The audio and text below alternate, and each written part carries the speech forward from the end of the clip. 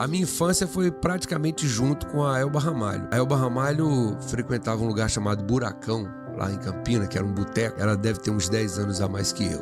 A vocação musical começou a surgir a partir da percussão. A primeira música que eu fiz, na verdade, não era evangélica. Eu apenas usei os instrumentos da igreja para aprender a harmonia. Mas não era uma música evangélica, uma música que eu fiz para participar de um festival estudantil na escola.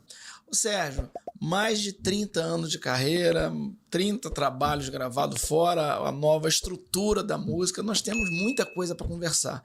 Para a gente ordenar melhor nosso bate-papo, eu gostaria de começar do início, da onde veio a inspiração musical, essa questão do envolvimento com o evangelho, como de alguma forma isso afeta a sua música ou afetou naquela época, ainda quando jovem. Olha, eu descobri a minha vocação para música quando eu comecei a perturbar a minha mãe em casa. Quando estava tocando a música no rádio, ela ia servir o almoço e eu começava a batucar na mesa, né? No ritmo da música. Tava tocando um samba, eu batucar, e minha mãe falava: para com esse batuque na mesa, menina. Eu não conseguia, era uma coisa incontrolável. E ali eu comecei a perceber que eu tinha ritmo. E comecei a prestar atenção nos instrumentos de música. Tinha uma calota de fusca no quintal da minha casa, tinha uma mola, eu peguei essa mola, atravessei naquela calota e descobri que tinha o som de um reco-reco que eu tinha ouvido numa música de um grupo que cantava aquela música Não Posso Ficar Nem Mais Um Minuto Com Você. Tinha aquele reco-reco e eu descobri o som do reco-reco com aquela calota de fusca e aquela mola. Depois peguei uma lata d'água, descobri que tinha um som de tambor, do repique, né? E comecei a juntar os amigos da rua com aquele reco-reco, aquele tambor, e a gente começou a cantar samba à noite, na calçada da nossa casa. A gente começou a cantar samba ali, e eu puxando o repique, ou então o reco-reco. Depois trouxe da fazenda do meu avô 2 chocalhos e criei um agogô ali, prendi os 2 chocalhos numa madeira e criamos o agogô. Então a gente já tinha ali o reco-reco, o repique, o agogô, e aí a vocação musical começou a surgir a partir da percussão, da minha tendência para ritmo, né? Eu era bom no ritmo.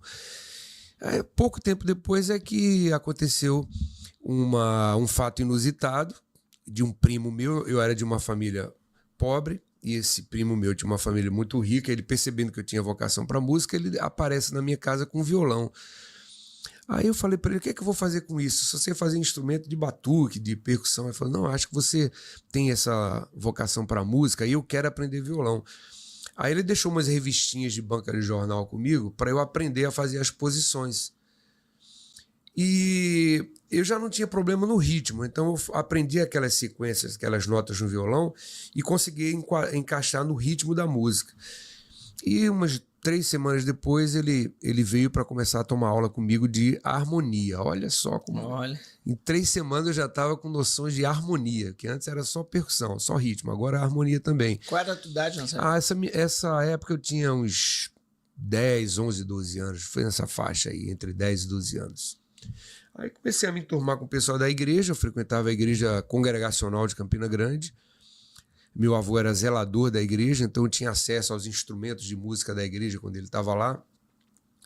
Era uma igreja muito grande, uma igreja que está lá em Campina Grande ainda, a Igreja Evangélica Congregacional Central da Rua 13 de Maio. E ali eu comecei a mexer no piano, no baixo, na guitarra. Não tinha ninguém na igreja. Eu ali fui treinando, me acostumando com os sons de harmonia. E pouco tempo depois eu descobri que também sabia fazer música.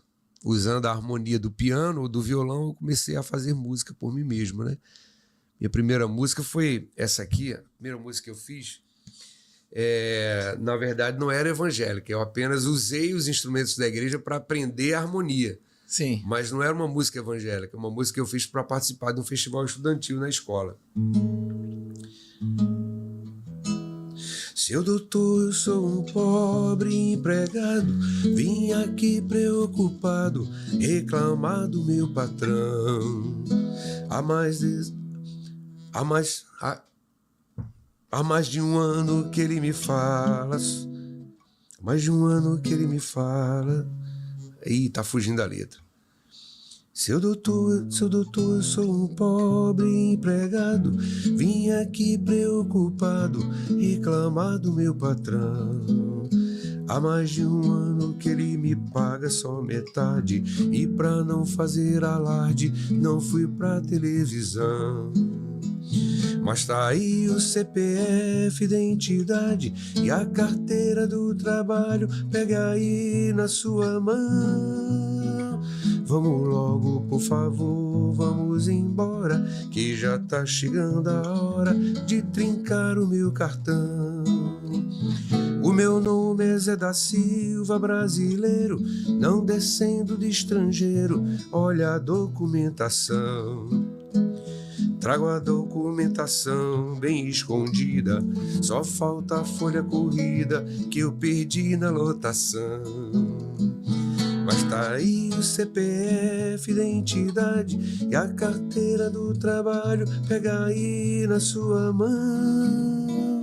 Quero ir ao Ministério do Trabalho, se o Senhor for ao meu lado, eles vão me dar razão. Foi essa música aí que eu fiz um festival na escola.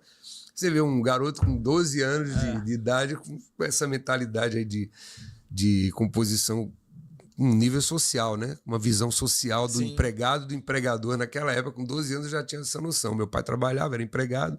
Eu via as dificuldades de pagar as contas de casa, as discussões dele com minha mãe sobre prioridades para pagar, e comecei a prestar atenção na vida de um trabalhador. Aí criei essa música aí.